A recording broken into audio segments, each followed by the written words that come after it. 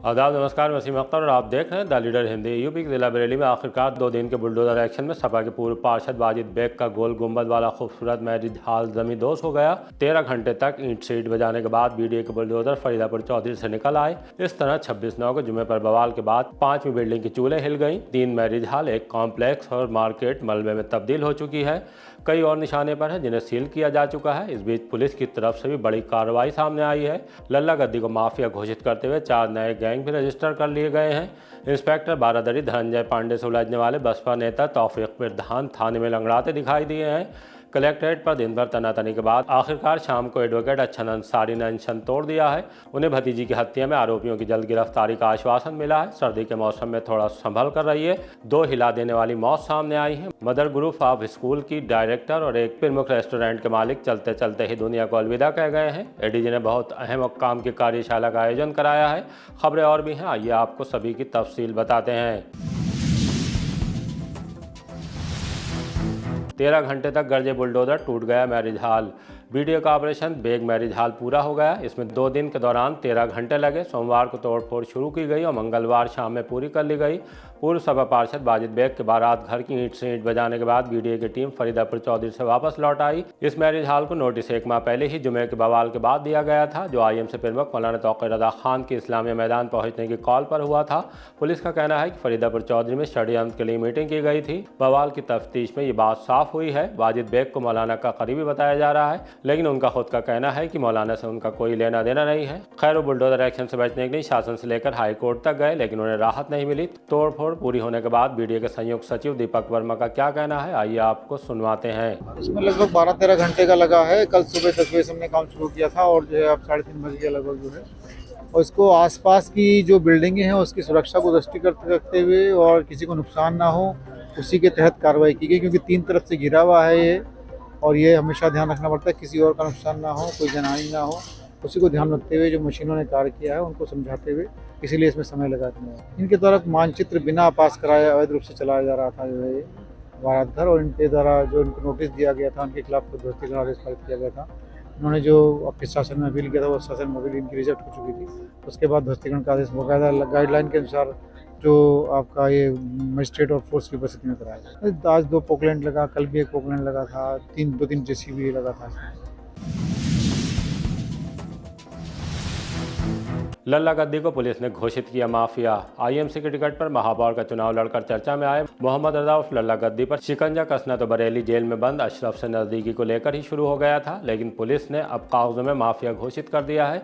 Bithri Chainpur police ने report दी कि मोहल्ला चक महमूद कांकरटोला निवासी लल्ला गद्दी रंगदारी, मारपीट जैसे जघन्य अपराधों में लिप्त हैं। उन पर मुकदमों की लंबी लिस्ट है। गैंगस्टर एक्ट में भी कार्रवाई हो चुकी है। बिथरी चैनपुर थाने में अब लल्ला गद्दी का पंजीकरण संख्या माह 15/2025 पर चिन्हीकरण किया गया है। पुलिस ने रजिस्टर्ड किए 4 और नए गैंग। पुलिस ने हत्या, मारपीट, मादक पदार्थों की तस्करी, लूट और छिनैती जैसे गंभीर अपराधों में संलिप्त 21 अपराधियों के 4 गिरोहों का जनपद स्तर पर गैंग रजिस्टर्ड किया है। प्रभारी निरीक्षक इज्जतनगर, सुभाष नगर और बारादरी की आख्या के आधार पर इन गिरोहों के खिलाफ प्रभावी निगरानी और नियंत्रण के लिए गैंग पंजीकरण संख्या D275/25, D273/25, D274/25 और D275/25 जारी की गई है। इन गिरोहों के लीडरों में अकरम, राशिद, विक्की, दिवाकर और निशांत सोनकर शामिल हैं। इनके सदस्यों ने आर्थिक लाभ के लिए विभिन्न अपराधों को अंजाम दिया है। गैंग का पंजीकरण के बाद इन सभी अभियुक्तों के विरुद्ध गैंगस्टर एक्ट की कार्रवाई भी अमल में लाई जाएगी। पुलिस का कहना है कि इस कदम से अपराधियों की गतिविधियों पर प्रभावी नियंत्रण और जनपद में कानूनी व्यवस्था मजबूत बनाने में मदद मिलेगी। तौफीक बिरधान को पकड़ लाई बारादरी पुलिस। बसपा नेता तौफीक बिरधान को फोन पर इंस्पेक्टर बारादरी से उलझना और फिर बातचीत का ऑडियो वायरल करना महंगा पड़ गया। वो पुलिस को आग पर हाथ तापते हुए मिल गया। बकौल पुलिस जब उससे जगतपुर चौकी इंचार्ज कुशलपाल सिंह ने पूछताछ की तो वो बदतमीजी करने लगा। तलाशी लेने पर उससे 315 बोर का तमंचा और 2 कारतूस मिले। पुलिस उसे थाने ले आई। इंस्पेक्टर धनंजय पांडे ने बताया कि तौफीक बिरधान पहले भी कई मामलों में जेल जा चुका है और मूल रूप से थाना फतेहगंज पूर्वी का रहने वाला है, जहाँ उसकी हिस्ट्री शीट भी खुली है। उस पर 9 मुकदमे पहले से दर्ज हैं। 10वां आर्म्स एक्ट में अब दर्ज कर लिया गया। कोर्ट में पेश करने के बाद उसे जेल भेज दिया गया है। श्रीमान वरिष्ठ पुलिस अधीक्षक जनपद बरेली द्वारा जो अभ्यस्त अपराधी हैं और जो हिस्ट्री शीटर है, इनके विरुद्ध लगातार अभियान चलाया जा रहा है और इसी में निरोधात्मक कार्रवाई करते हुए तौफीक प्रधान नामक एक हिस्ट्री शीटर जो कि थाना फतेहगंज पूर्वी से हिस्ट्री शीटर है, इसको आज थाना बरादरी से एक आर्म्स एक्ट के मुकदमे में इसको आज न्यायिक हिरासत में भेजा गया है। एडीजी जोन ने की बेहद अहम कार्यशाला। सोशल मीडिया एवं डिजिटल प्लेटफॉर्म के जरिए से पुलिस के साथ समन्वय बनाने, फेक न्यूज़ की पहचान, अफवाहों को रोकने, साइबर जागरूकता और शांति एवं कानून व्यवस्था बनाए रखने में सक्रिय भूमिका निभाने वाले जोन के डिजिटल वॉलंटियर के साथ एडीजी रमित शर्मा ने बैठक की। पुलिस लाइन्स रविंद्रालय की बैठक में डिजिटल वॉलंटियर के साथ साथ जनपदीय सोशल मीडिया सेल प्रभारी और मीडिया सेल में कार्यरत पुलिसकर्मियों ने भी प्रतिभाग किया। एडीजी ने डिटेल से तमाम चीजें समझाई। एसएसपी बरेली अनुराग आर्य और एसपी रामपुर विद्यासागर मिश्र ने अफवाहों, भ्रामक खबरों को रोकने के लिए अपेक्षित कार्रवाई पर पीपीटी के जरिए प्रस्तुतिकरण दिया। बाद में मीडिया से बातचीत करते हुए एडीजी ने क्या कहा, आइए आपको सुनवाते हैं। डिजिटल वॉलंटियर्स जो हैं वो सोशल मीडिया पे अफवाहों को रोकने के लिए, साइबर क्राइम की रोकथाम, अन्य तरीके से पुलिस के संग में वॉलंटियर के रूप में जुड़े हुए हैं।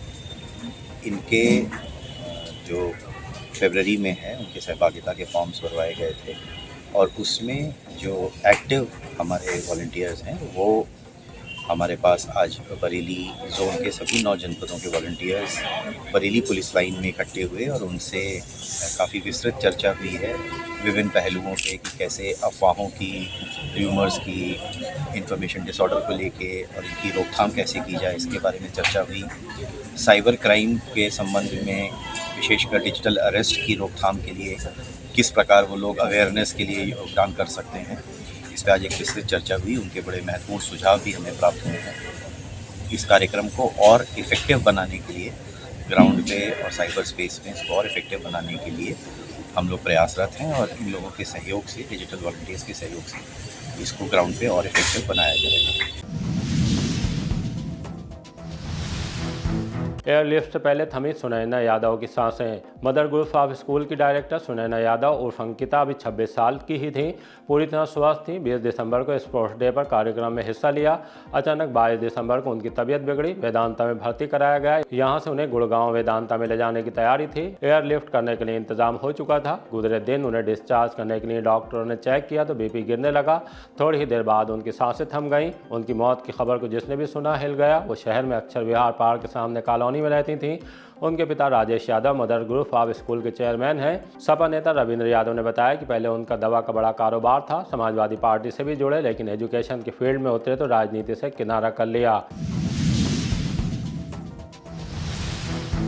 अजमेर जाते जंक्शन पर हार्ट अटैक और मौत। आजमनगर के रहने वाले 50 साल के अकरम नियाजी ख्वाजा गरीब नवाज के उर्स में हिस्सा लेने के लिए अजमेर रवाना होने के लिए जंक्शन पहुंचे थे। आला हजरत एक्सप्रेस में बैठ भी गए, लेकिन तभी सीने में जलन महसूस हुई। साथ मौजूद लोग उन्हें ट्रेन से उतारकर प्राइवेट अस्पताल ले गए, जहां डॉक्टरों ने बता दिया कि सांसें थम चुकी हैं। अकरम नियाजी का ईंट पजाया पर हैदराबादी रेस्टोरेंट है। वो शमा रेस्टोरेंट के संचालक शादाब रजवी के बहनोई थे। रात उन्हें चौपला की म्योड़ी कब्रिस्तान में सुपुर्द खाक कर दिया गया।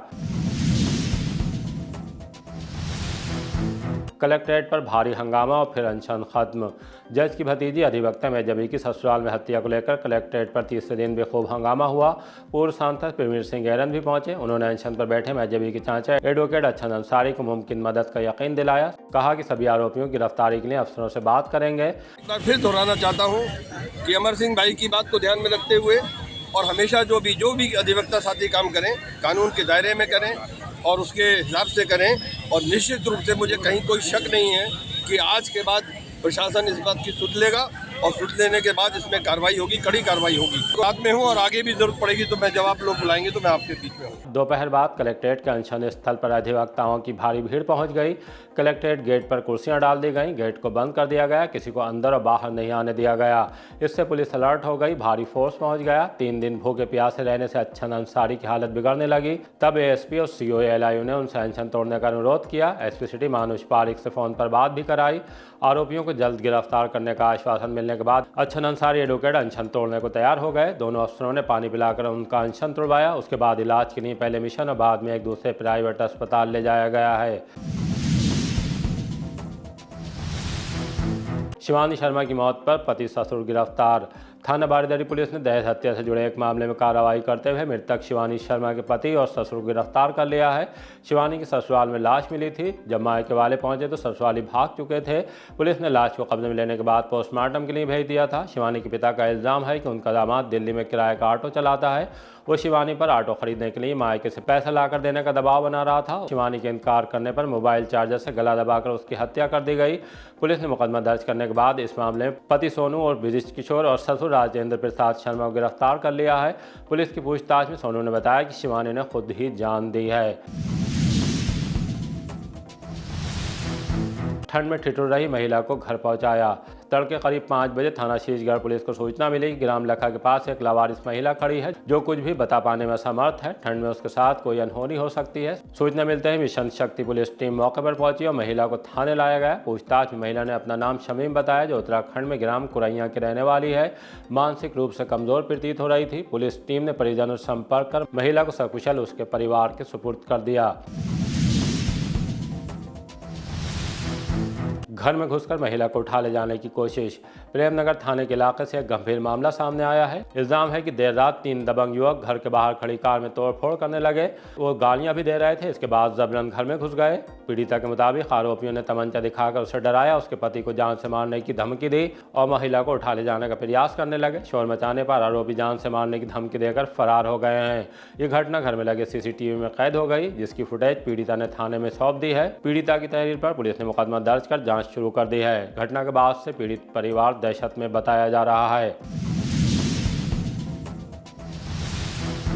मंदिर के पास एम्बुलेंस चालक को ट्रक ने कुचला।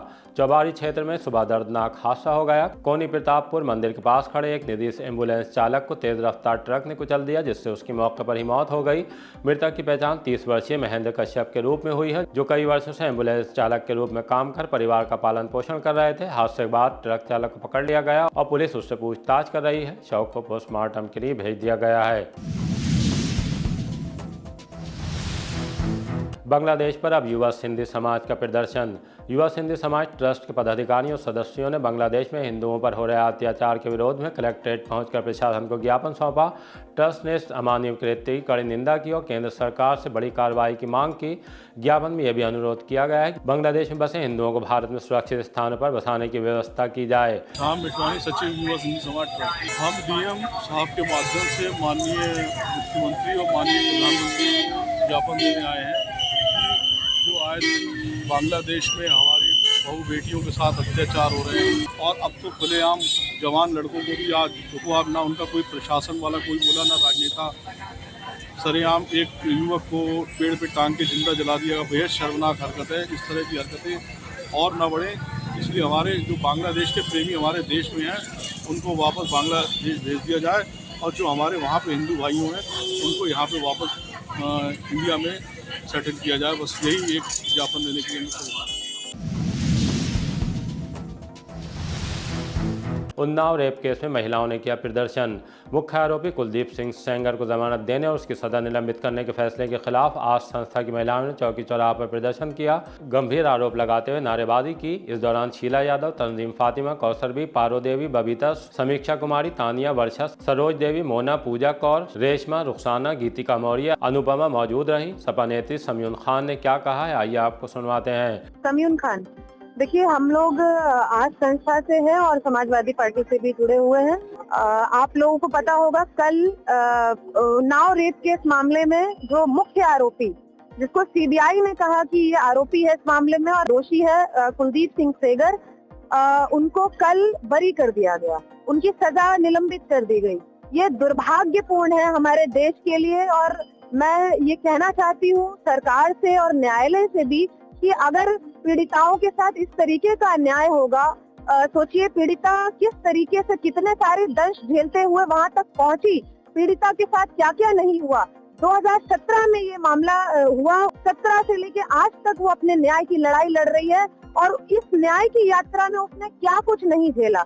उसके पिता की हत्या कर दी गई, उसके बड़े पापा की हत्या कर दी गई, उसकी चाची, ताई, कितने ही उसके परिवार के सदस्यों की हत्या कर दी गई। उसने ये सब झेलते हुए भी न्याय की लड़ाई जारी रखी और जब उसको न्याय मिला, जब न्यायालय ने उम्र कैद की सजा सुनाई कुलदीप सिंह सेंगर को, कल हम लोगों के सामने ये घटना सामने आई कि कुलदीप सिंह सेंगर को बरी कर दिया गया और ये कह दिया गया कि कुलदीप सिंह सेंगर जो है वो सशर्त कुछ शर्तें रख दी और कहा कि भाई वो जमानत पर बाहर जा सकते हैं। आज हम इस फैसले का विरोध करने के लिए यहाँ पर आए हैं और हमारी मांग है कि जो मुख्य आरोपी कुलदीप सिंह सेंगर और उसके भाई, इन लोगों को तत्काल वापस जो है सजा दी जाए और इनको जो है बाहर रहने का कोई अधिकार नहीं है। अगर ऐसे लोग बाहर रहेंगे तो बहन बेटियां पूरी तरीके से असुरक्षित हैं। बारादरी के इलाके में कत्ल, 4 को उम्र कैद।